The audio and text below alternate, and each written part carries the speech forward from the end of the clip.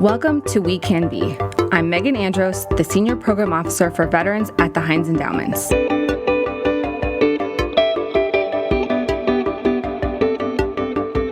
We all know at least one post-9/11 veteran, with millions of them having served our country in the past 2+ decades. Communities, neighborhoods, and employers alike have found that our post-9/11 veterans bring enormous leadership skills, technical ability, and work ethic to our world as they make the transition from active military service to civilian life. But the nuances of how they make that transition, including the significant challenges many experience, have until recently largely eluded us. Today's guest is Dr. Daniel Perkins, professor and founder and principal scientist of the Clearinghouse for Military Family Readiness at Penn State University. Danny has led the largest ever longitudinal study of post-9/11 transitioning veterans, the Veteran Metrics Initiative. The initiative has revealed some hard truths about the bureaucratic, financial, health, and vocational obstacles they often face. We'll talk with Danny about the ways we may be failing our veterans at the moment they need us most, and how this groundbreaking data paves the road for a better way. Danny Perkins, welcome to We Can Be. Who are we talking about when we say or use the term post-9/11 veteran? We're talking about those veterans who served in the 20-year war, global war on terror, and mostly folks that had got in post 9/11, not all, and had served their country for a period of time. So individuals who have been in the military, Guard, Reserve, or active duty since September 11, 2001. And I know the population, we are still using that label for people who are joining today. Correct. We wouldn't be talking about Vietnam veterans or Korean War veterans.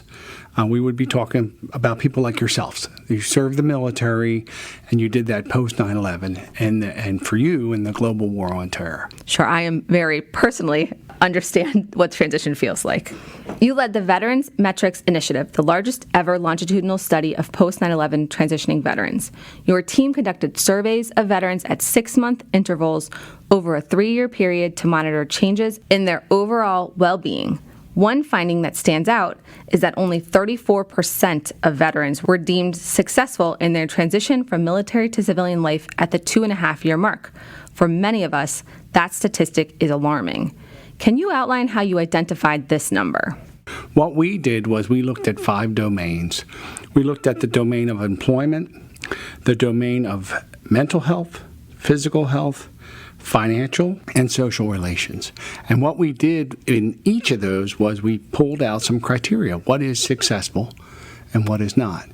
In that definition of successful, we always relied on the veteran's voice. How satisfied were they? So, for example, with their employment, how satisfied are they with the job they have? So that played a role. If they were really unsatisfied, we wouldn't consider that a successful transition. At least it's part of the criteria. We also then looked at other indicators. So did they have a full-time job? And were they satisfied? That made up, was it successful or not from an employment standpoint? For the physical health, we looked at 3 different areas. We looked at risk-taking behavior. How much risk-taking behavior were they doing? Were they drinking too much? Were they engaged in drug use? Were they doing preventative measures such as eating well, exercising? And then we also looked at the amount of stress in their life. And what we found for that 34% was 34% were successful in 3 or more of those 5 domains.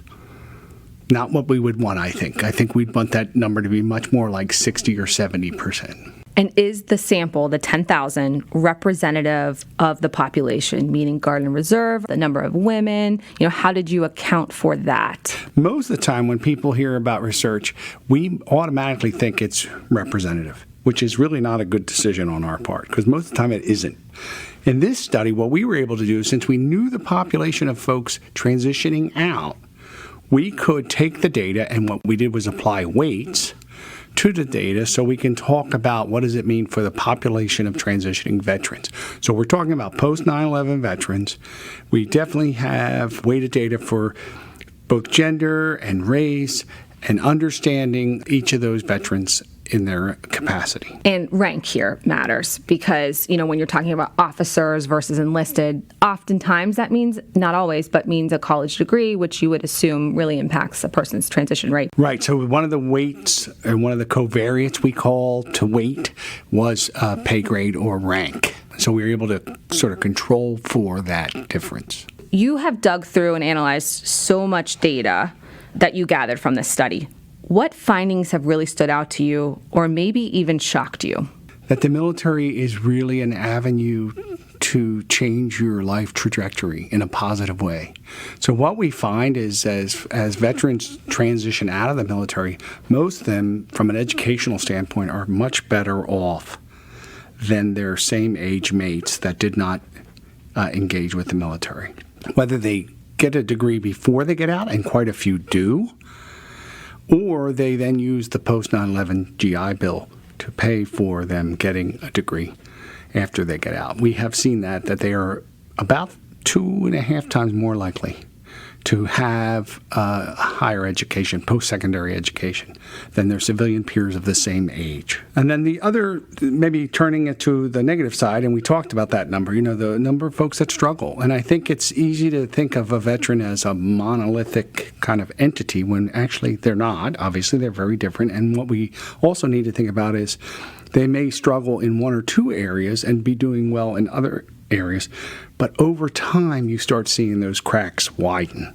Mm-hmm. And we have to figure out how to capture them early enough to sort of thwart the tailspin that may happen if we don't. I know one thing that I found particularly helpful or interesting or relevant, I think, is the number of women who experience military sexual trauma while serving. The Department of Defense captures and releases publicly annual reports. Your study found over the course of their service, the percentage of women who are sexually assaulted, harassed, and I believe it was 18% of women. Is that true? Yeah, 18.3%. It's unwanted sexual touching. So I don't want to go as far as say assault. But physically touched in a way that they didn't feel comfortable with. 18%. Seems like a meaningful finding. Well, I think it's even more meaningful when you can couple it. How does it play out for other things? So what we see is, and we'll just take your example of a female veteran who perhaps had adverse childhood experiences.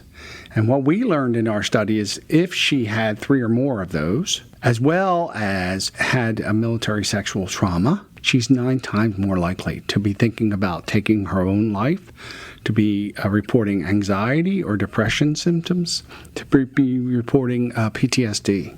Yeah. The same thing we see for males as well. We don't often think of males, but we do know, and our data clearly points to, it's about 4% of males having military sexual trauma. And if you add that with them having actually 3 or more ACEs, adverse childhood experiences, then in fact we see they are 6 or 7 times more likely to struggle from a mental health standpoint. So it's that understanding of the pile-on effect. You add adverse childhood experiences, you add military sexual trauma. Then if you put in combat exposure, it's a trifecta. For almost a guarantee, this person is going to struggle at some point in that first 3 years. Correct me if I'm wrong here, but over 40% of women who join the service, who serve in the military, had pretty significant childhood trauma levels. Yes, and similar to civilian in the sense, civilian women, it's around 30%, but for military veterans, we see it's around closer to 40% of them reporting some adverse childhood experiences. What I was surprised with that is the percentage that had 3 or more. 31% have 3 or more. 31%, okay. Right, so that's a large number of folks that are having multiple childhood traumas. You differentiated between combat trauma, military sexual trauma, and childhood trauma.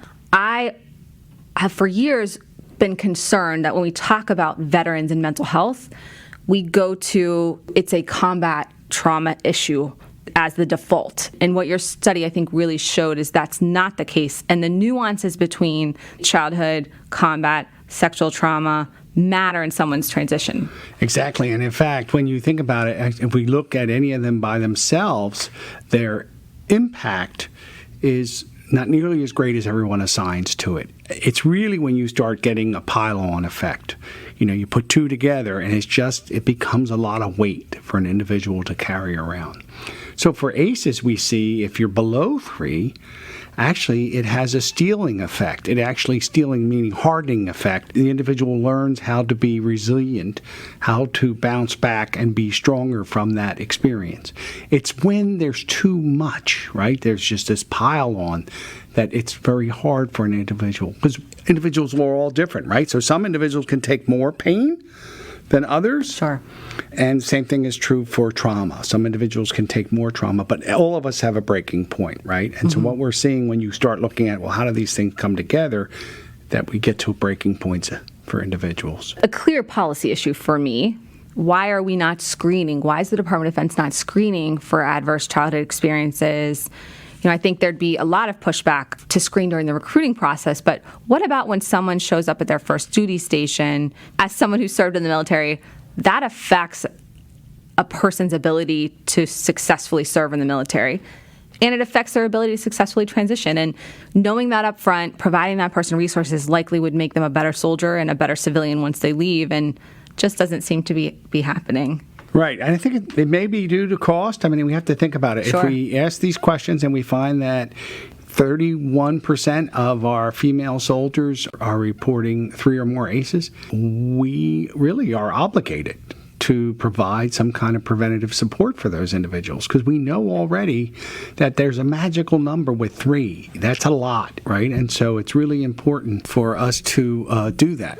So I think it could be that. It could be, if you don't ask, then you have to take no action, and Sure. you're not responsible for it. I'm going to push it a little further, because I think you open the door, and I'm going to kick it open here.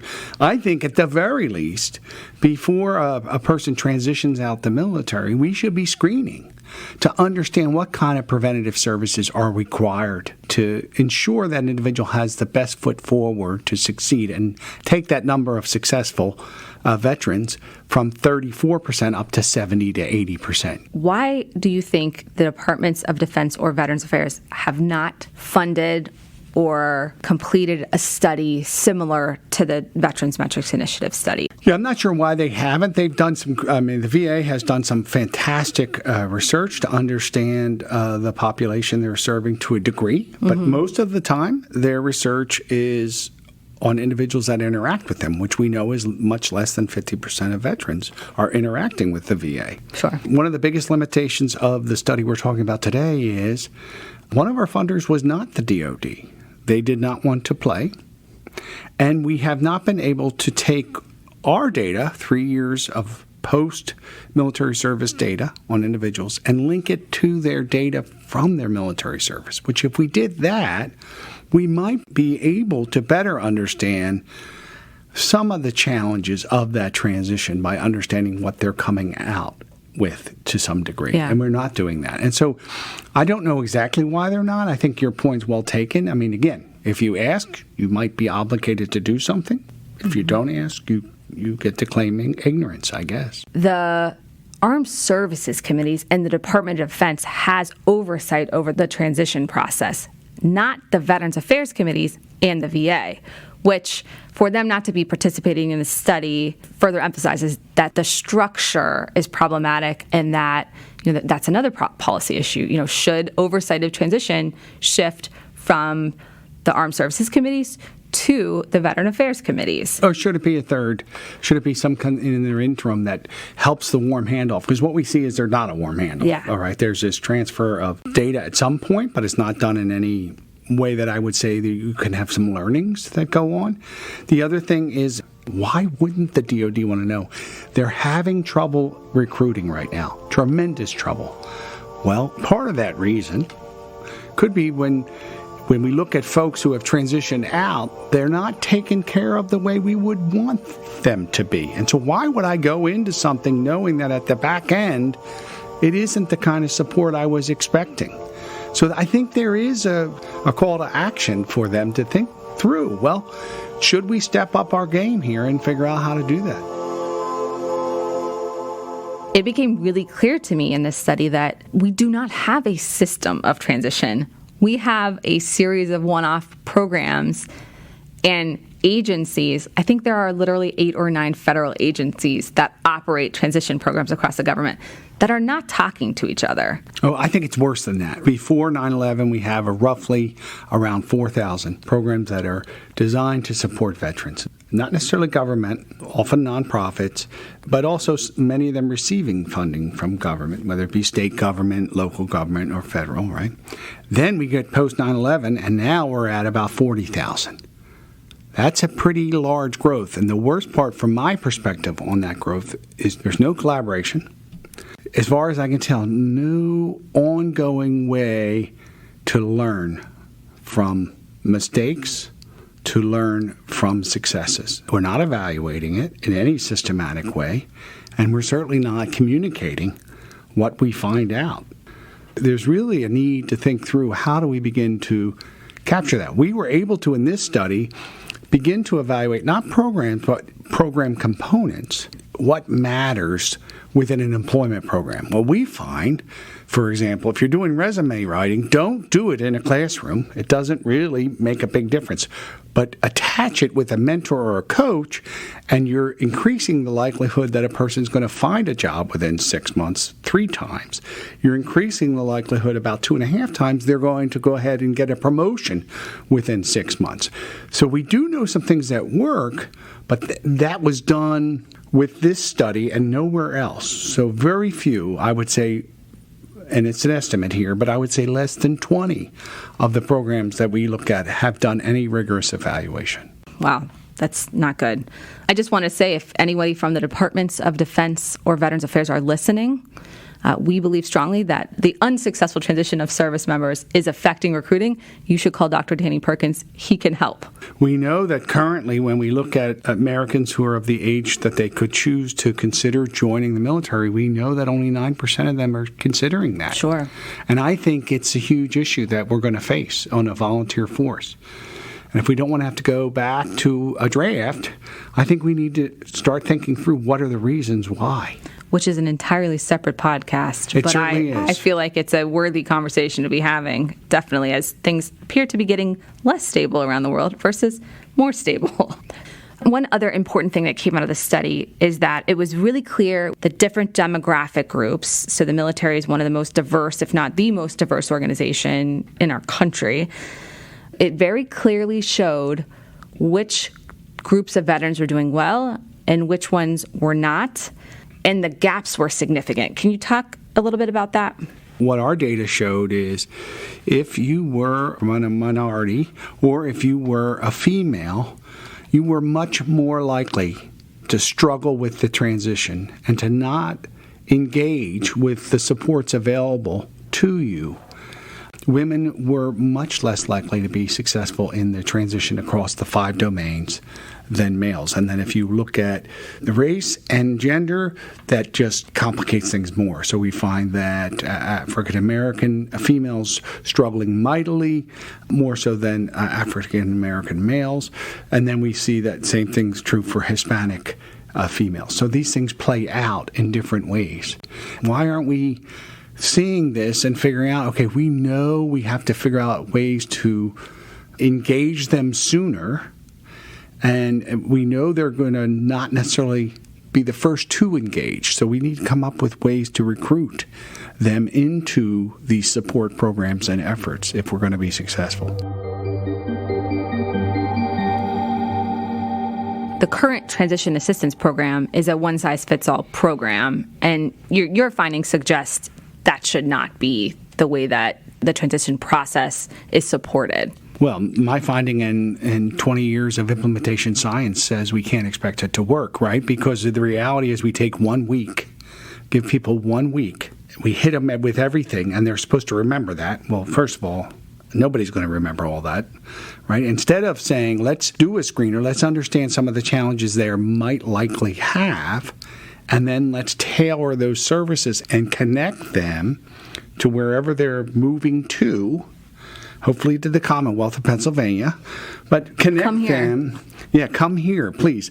Connect them to supports so that we can get them the supports they need, because what we end up doing is we do a 1 week and then we send them out. So this research, the Veterans Metrics Initiative, clearly has major implications for current and future post 9/11 veterans and their families. And then I'd say, given some of the things we've talked about, the defense of our country sort of moving forward, why should people who aren't connected to service members or veterans care about this study and its results? How is it relevant, or should it be important to them? I think over the last several years, right, we've seen that democracy is fragile and we need to be prepared to defend it. But in order to defend it, we really need smart, able-bodied people to do that. And we can't expect that to continue to happen unless we provide the kind of supports that allow the folks who have done that defense to really be acknowledged, right, in a meaningful way for the long run for their success after they leave service. You know, I'm not one who believes that because you served in the military, you deserve special treatment.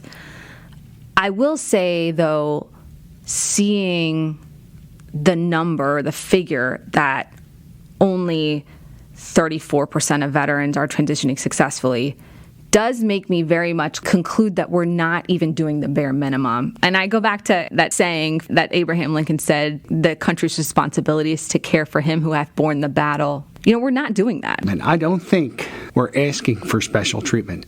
But if we think about the amount of training we give service members as they enter in to the service, it seems only logical one would expect that there will be a similar degree of effort on the training as they transition out. And if we look at that, I don't think we see that at all. Well, I mean, it's the difference between 9 months of training and 4 days of death by PowerPoint. Yes, exactly. And so I think what we're not saying is special treatment. We're asking for what's a reasonable amount of support so that when an individual changes their life and have done the service that you've asked them to do, we've given them the opportunity to put their best foot forward. I think it's a fiscal responsibility. You know, as taxpayers, we're investing hundreds of thousands of dollars in each service member to train them, to house them, to equip them, to care for their health.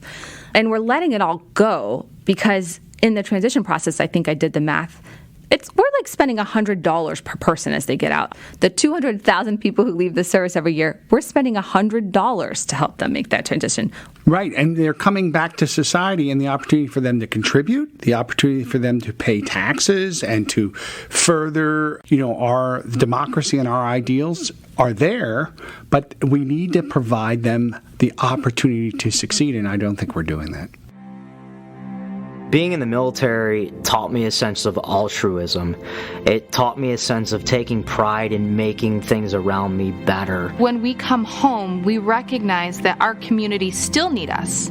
We still have these qualities and these traits that make our communities better. In the Army, we learned to serve and the value of service. My family of veterans raised me that way, certainly. That our service doesn't end when we leave the military. I feel a greater obligation now to serve. I have an obligation to continue my service to my community.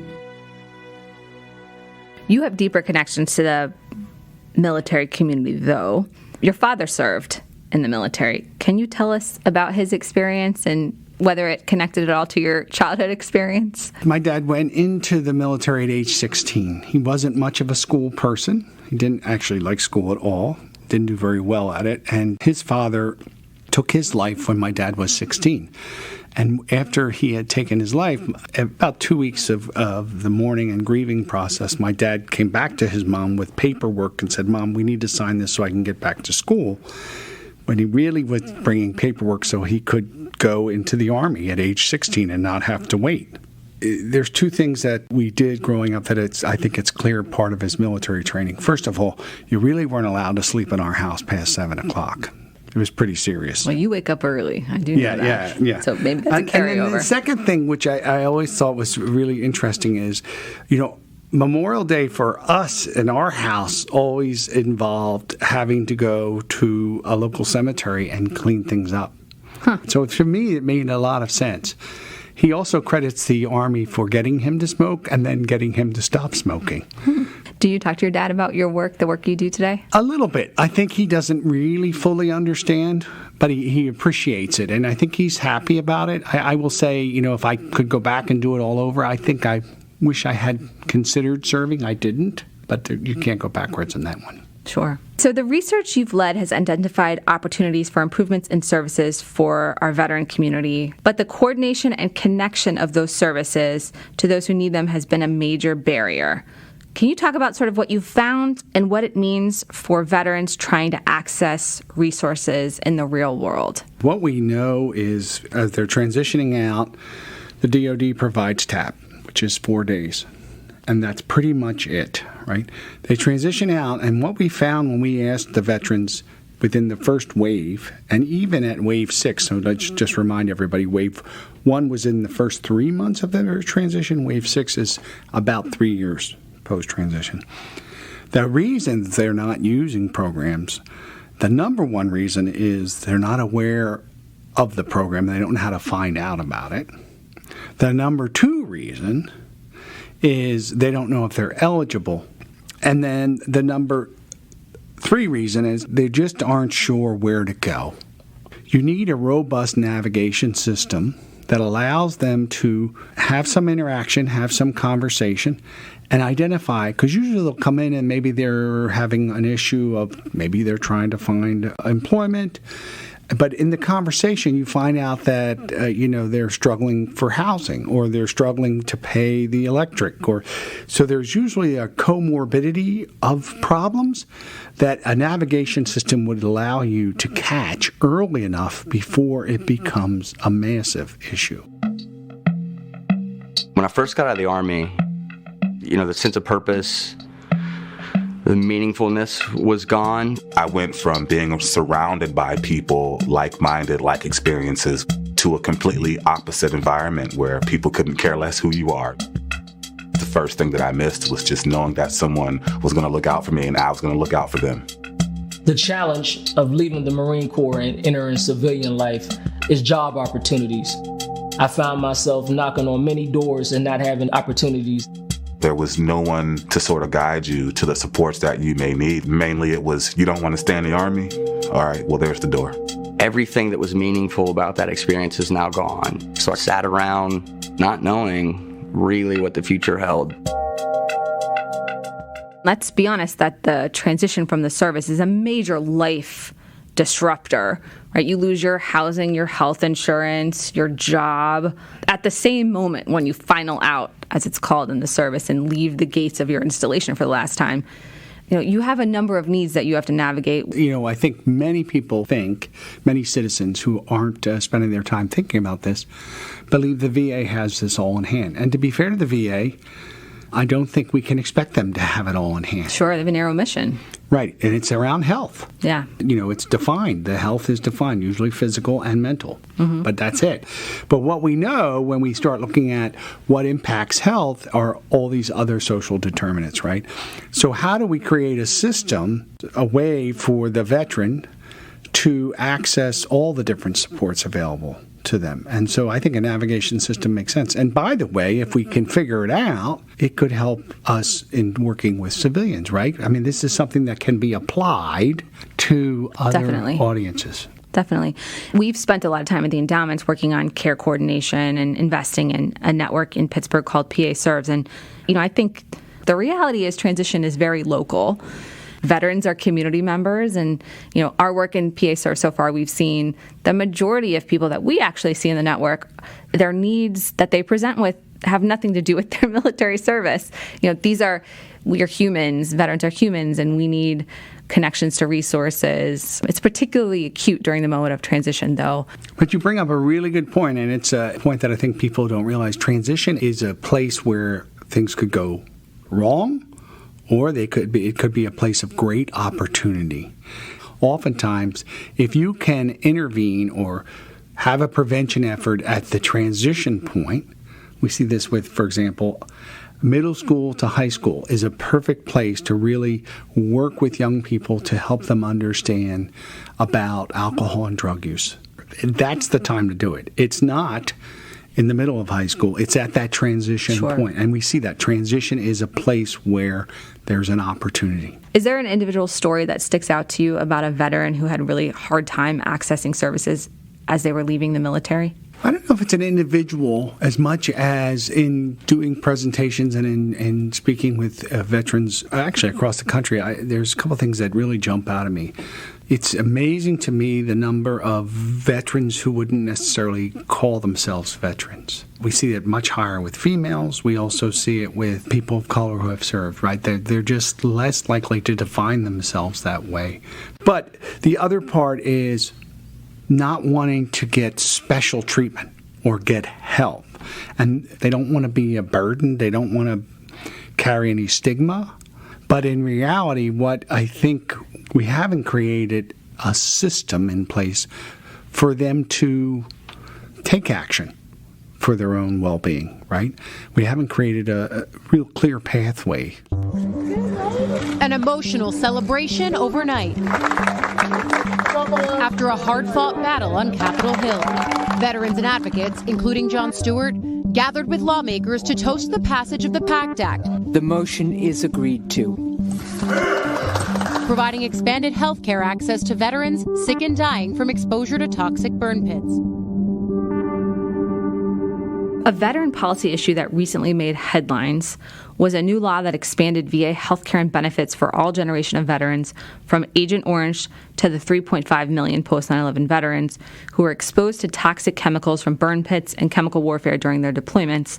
Does the publicity that surrounds a bill like that or a topic like that, how does it affect your work? Well, the immediate effect is people reach out and see if you have any information on that. But the other thing is if you don't have it, which we don't, there is an opportunity to change the conversation a bit. We've done that a couple times where we really talk about, well, we don't have information on that, but what we do know is in terms of mental health, these things seem to play out, but we're not asking it early enough to deal with it. Pivoting the conversation. So there is opportunities that occur because of those acts that come about, because of the federal government's focusing in on something, but it requires a sort of a pivoting if at all possible. Because it's a question I also struggle with in my work. How do you stay positive and motivated when your findings aren't being implemented or when the pace of change is so slow? It's people like you and other people you come across that their passion and commitment to this work helps you. So you rely on others. I think we don't do that well as a society, but it's really when you find someone that helps lift you up. It does that. I also get a great sense of accomplishment when there is a small win, and figuring out a small win is important, I think, for part of that conversation.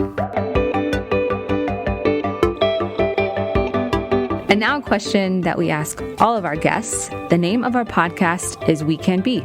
What do you think we as a community, country, and world can be? I think we as a society can be a place where we learn from our mistakes and we learn from looking critically at what we're doing well and maybe what we're not doing well. We as a country can be a place where veterans are acknowledged for their service by action to support them to succeed.